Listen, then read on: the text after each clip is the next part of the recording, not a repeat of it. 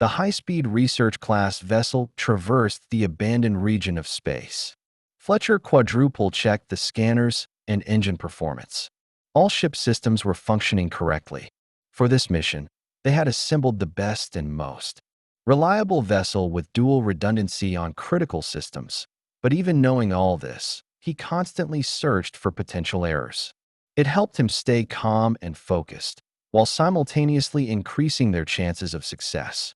"We're right on schedule. Should reach the destination by tomorrow," Fletcher transmitted to the other members of their small team. "Excellent. Notify us of any changes," Amari replied. "I'll catch some sleep," Collins muttered, closing his eyes while his hand felt for the holster on his hip. Collins is always ready to explode and start shooting. Fletcher shook his head, returning to the control panel. One of the screens displayed a warning. "Captain, it seems we've received a distress signal." Fletcher raised his voice. "A cargo ship is drifting near our flight path." "Status report," Amari ordered. "Standard cargo vessel. Estimated 10 to 20 people on board. Auxiliary AI class. 0xFF. Understood." "We continue." Amari cut him off. "We don't have time for rescue operations." "Something interesting, isn't it?" Collins half opened his eyes. "Captain, they might have navigation data," Fletcher said. "That would help us for safe travel in this sector." "Can you extract it quickly while we search the ship?" Amari asked. "I think I can. It won't take more than an hour," Fletcher replied. "Plus time for docking and departure. We should be done in 2. All right then, let's make it quick. Don't forget our primary mission." Docking with the cargo ship didn't take much time. They put on protective suits and entered through the airlock. Emergency red lights filled the dark spaces of the cargo ship's corridors. The cold, burning silence of space was broken only by the notification system. The ship emanated anxiety and loneliness. Fletcher shuddered from the cold. He checked his suit indicators. The heating was working properly. So it was the place itself. "Quickly check all compartments," the captain commanded. "If there are survivors, call me. I'll handle it." Fletcher headed toward the bridge, where the navigation computer should be. Amari and Collins went in opposite directions with flashlights to inspect the other rooms. None of them wanted surprises. The blinking red light was nerve-wracking, but Fletcher had walked through ships of this class before and knew how to quickly find what he needed. He focused on his goal and preferred to ignore everything happening around him. It was difficult. There were no traces of blood or bodies in the dark corridors. Where did everyone go from the ship? They couldn't have just evaporated. Thoughts and journey were interrupted by a door. Fletcher entered the standard code on the door, but it didn't open and flashed red in response. "This shouldn't be," he thought. "No one changes codes for internal doors on cargo ships." "What nonsense," Fletcher said aloud. "What's going on with you?" Amari immediately responded. "Any problems?" "No, just unexpected obstacles. Everything's fine." "All right. Be careful. It'll be difficult to leave without you." "Thanks for the concern, Captain," Fletcher smirked. The door control panel display flashed again. Now it displayed Chinese symbols. And after several seconds, the display flashed once more and returned to the familiar image. Fletcher slowly shifted his gaze from the display to the door and back. He had never seen anything like it. Apparently their software crashed and they had to evacuate, he thought. The thought calmed him and returned to the usual channel of normality. After some manipulations with the panel and resetting to default settings, the door finally opened. An illusion of security. Having physical access and it's all in your hands. Military ships have more reliable systems. Fletcher continued his thoughts. Communications system picked up Amari and Collins' conversations, which drove away waves of approaching melancholy and claustrophobia. In such moments, Fletcher always remembered his home planet and the beloved forest next to his house. Now the memory lost clarity and mixed with the uncomfortable atmosphere of the ship. The bridge was a pitiful sight. The electronics had gone mad, and the displays were showing chaotic information. The auxiliary AI didn't respond to queries, and most of the input panels weren't working. While Fletcher was studying the bridge, The displays showed incomprehensible symbols several times. Something similar he had read in childhood, about spells composed of runes, about ancient civilizations that believed words controlled reality, and a correctly written name helped control a person. Brushing off the nonsense that crept into his head, Fletcher got to work. Accessing the system wasn't easy. For a cargo ship, there were too many protective subroutines here, but nothing he hadn't encountered before. It would just take more time than he had calculated, but the captain would understand. Immersed in work, he hummed a simple melody under his breath. After another hour, he finally managed to download the navigation data. Satisfied, Fletcher leaned back, fully returning to reality. "Captain, I've got everything we need. We can move." "It took a little longer than I expected," Fletcher said. No one answered on the communication channel. "Captain, did you find anyone?" He repeated the question. Again, no answer. Fletcher realized his situation. On an abandoned drifting ship in open space, at least a parsec away from the nearest inhabited planet. The captain wasn't responding, and what was happening with their ship was unclear. "Captain, I would be very grateful if you would answer." Fletcher almost shouted in panic. Silence again. Crackling of interference. Then Fletcher heard a weak voice. "We've searched everywhere. There's no one here. No one to save." "Captain, are you okay? What happened?" Collins ran away. The captain's voice seemed almost lifeless. "He saw something. He talked about the infinity of empty space, about the meaninglessness of existence, about being trapped in a loop. I went after him, but I can't find him. I got the navigation data. We can all leave here."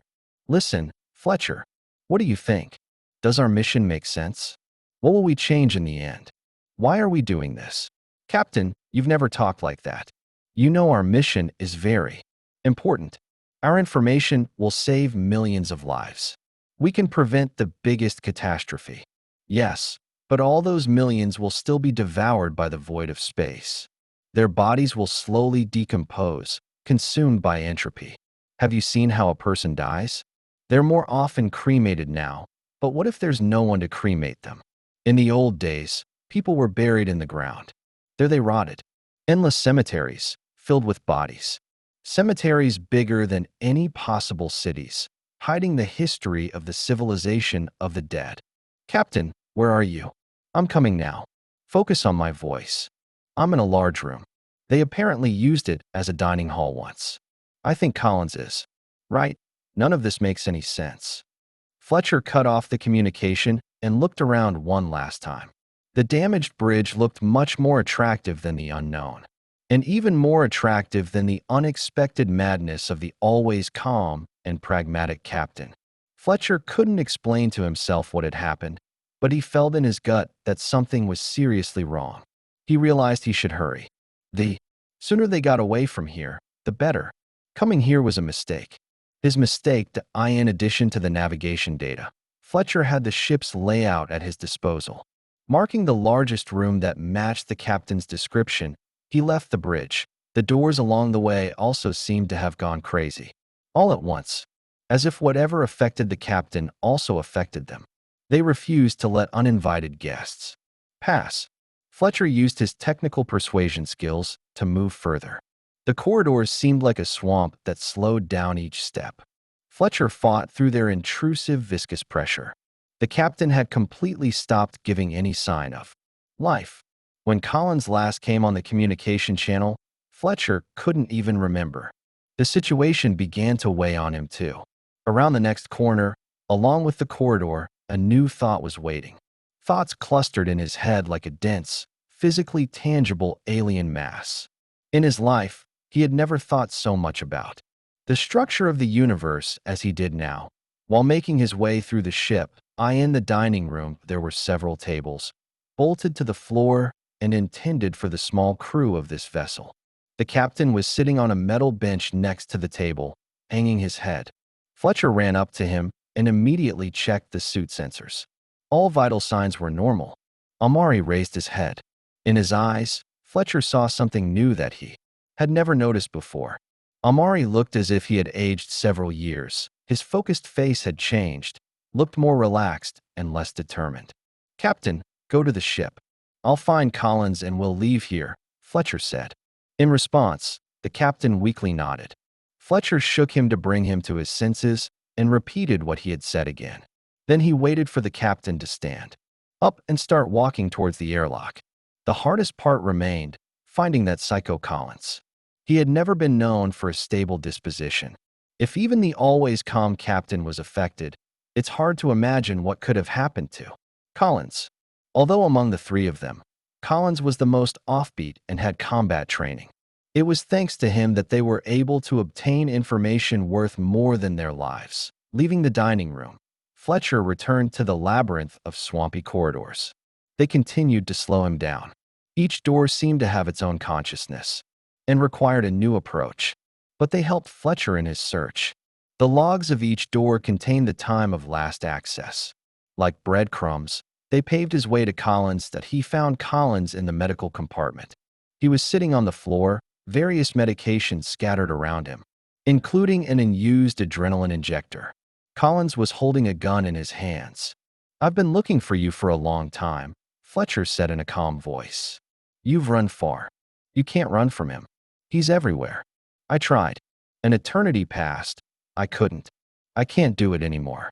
Let's go to the captain," Fletcher continued. "He's already waiting for us on the ship. Everything will be fine. We'll leave here." "You don't understand," Collins replied, raising his head. His hands came to life and moved. The gun along with them studied the contents of the room. The ship no longer exists. Nothing exists. Only his gaze, consciousness, his desires, his thoughts, his dreams. He'll look at you and you'll appear before him naked. He'll see you as you are, and with him you. Fletcher raised his hands, showing that he was unarmed, not trying to approach, and said, "We can leave here. You'll feel better. Come with me." "How long have we been here? An hour? A year? Hundreds of years? There's nowhere to fly. The universe is crushed and devoured.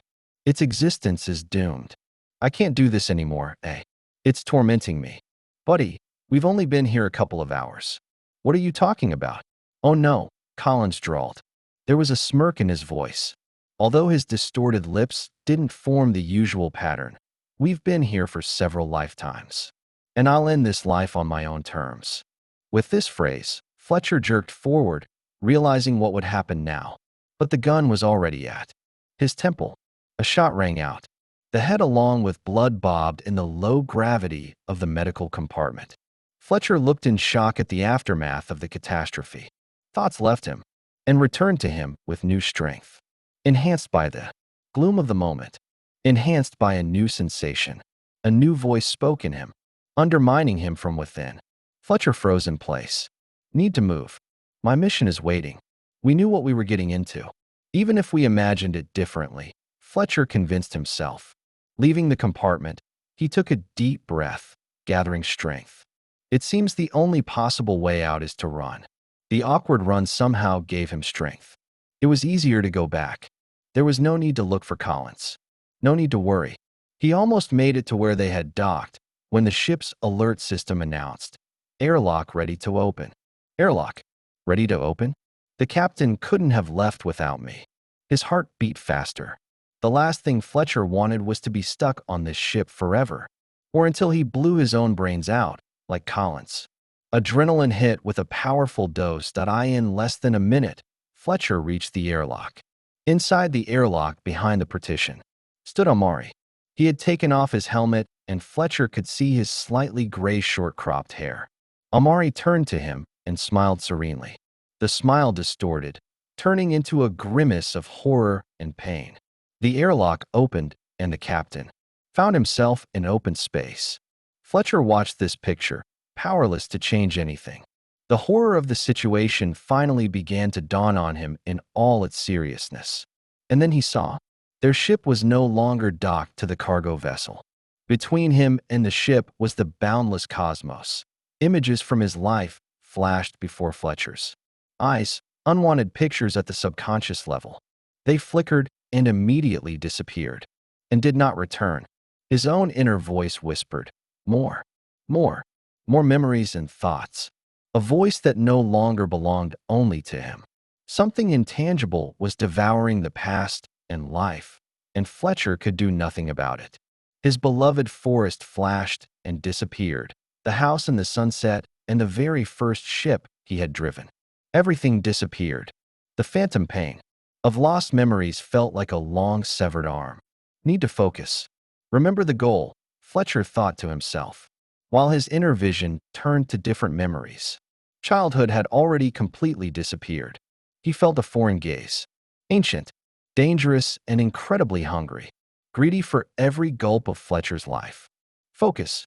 Data is the most important thing. Remember where you need to fly, Fletcher repeated to himself, reciting like a prayer, like a long tired song with the same rhythm. There was no time left.